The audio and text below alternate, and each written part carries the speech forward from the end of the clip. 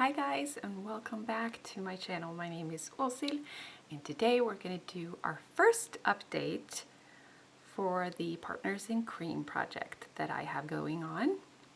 I have currently 4 products in my project. Technically you can include 3 to 6 products, so by the end of this video I'm going to decide if I'm maybe gonna incorporate 2 more products. I'm trying to make a decision on that. We'll see.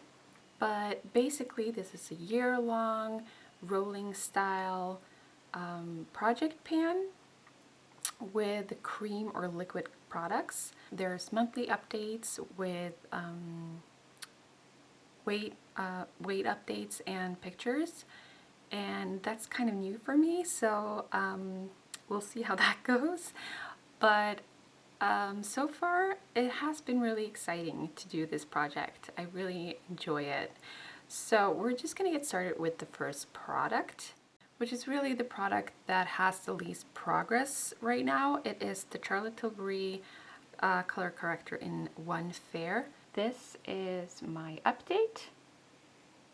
I have really used quite a lot of it, but I've just started using this tiny little detail brush when I pick up the product and apply it, I just find that doing thin layers of products prevents creasing a little bit better.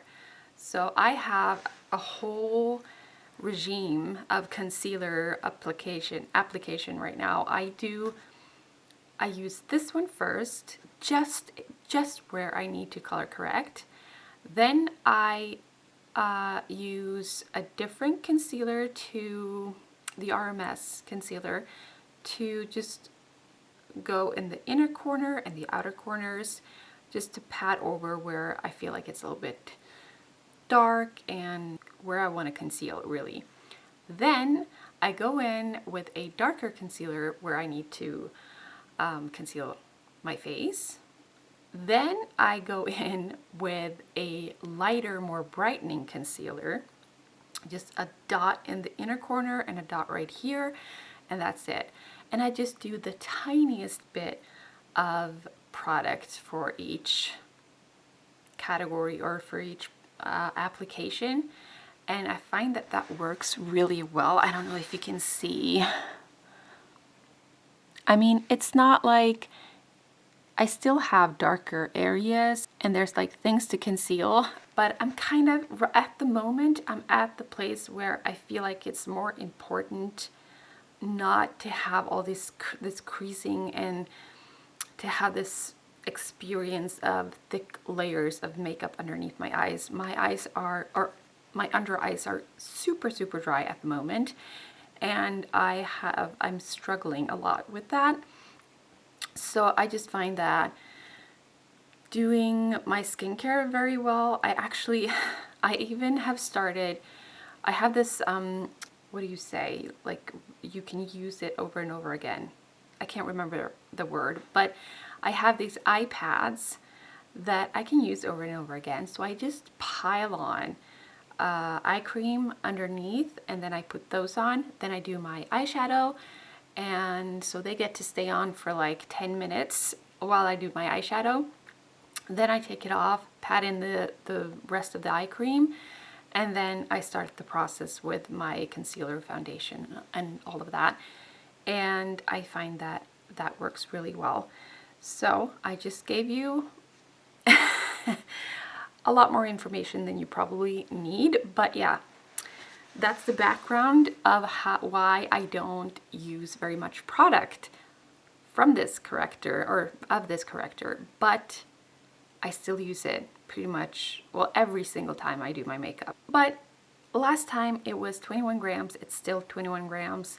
There's no change in the weight, but I do feel like there's a tiny bit of change within the pictures, but I don't expect this to be used up very soon because I'm just using so little product, like the tiniest amount.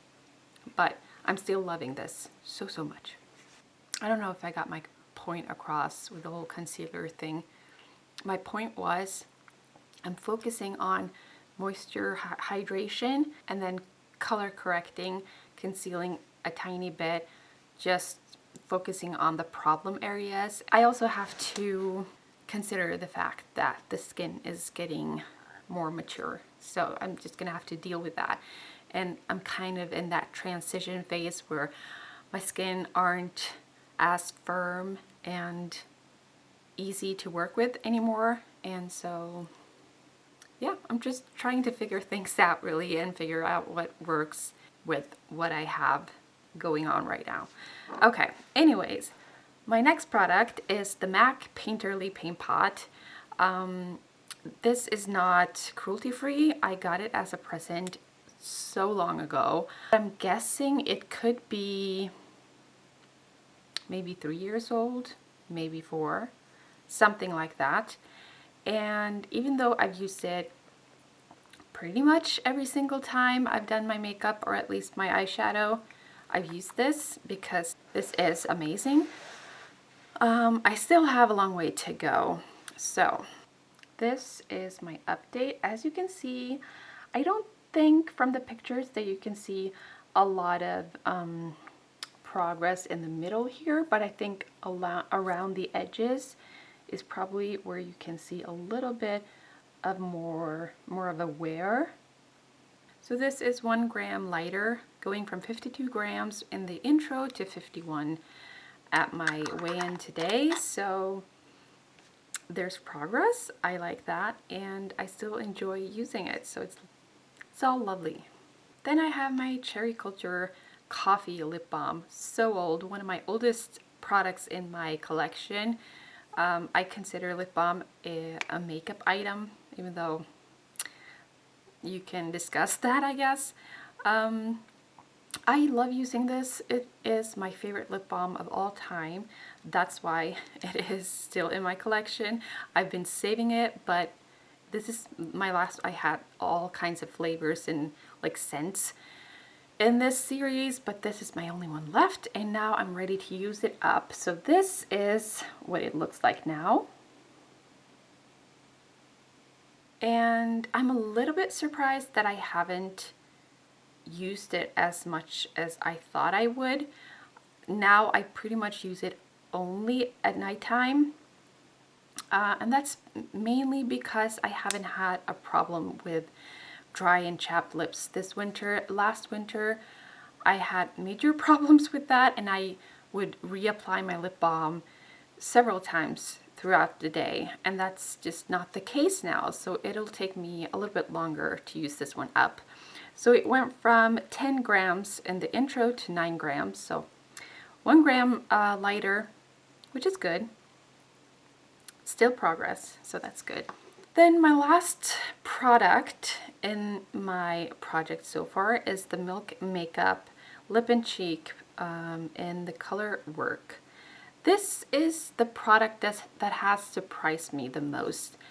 I didn't really love this product as I included it in the project, and that was mainly why I decided I wanted to put it in a project, because I just wanted to try to make it work, and it was expensive. I knew it was a popular product. A lot of people is loving this blush, but I just haven't seen the hype. And that was basically because I felt like it was very waxy, it was hard to blend, it was patchy. I just couldn't really make it work. The color is beautiful. I really feel like the color is unique and very, very nice. This is the progress.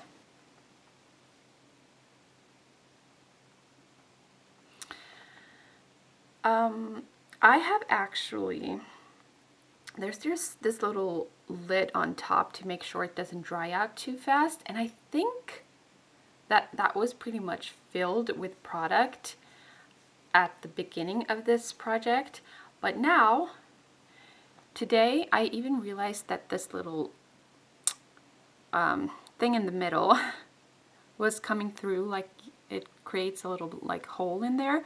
that's the first time today that that happened. Also, with this little plastic cap, like I said, the product was all filled up in that cap, and now as I take it off, there's not, it is almost gone in the tube. So I can definitely tell that I have used quite a bit of this.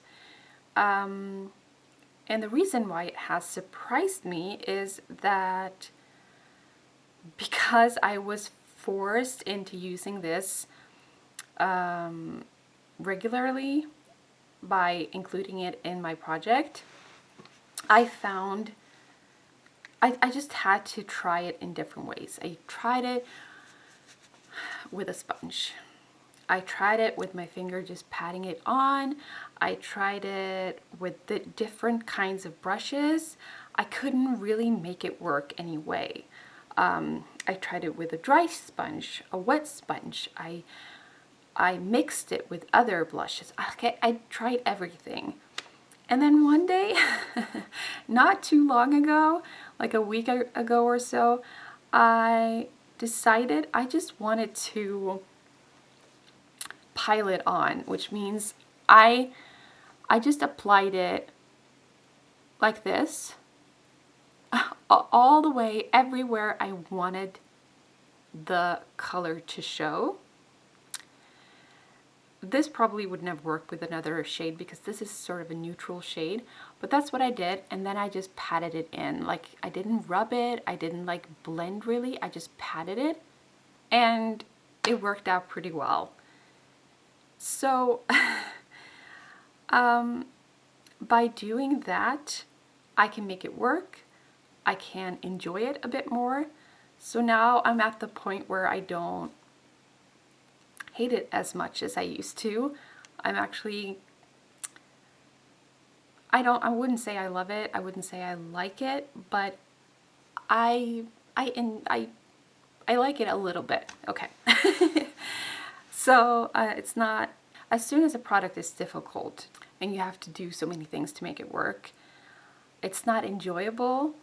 But now that I found a fairly simple way to apply it, it's growing on me. So I'm really happy that I decided to include this in my project, because that just made me figure out a way to make it work, kind of.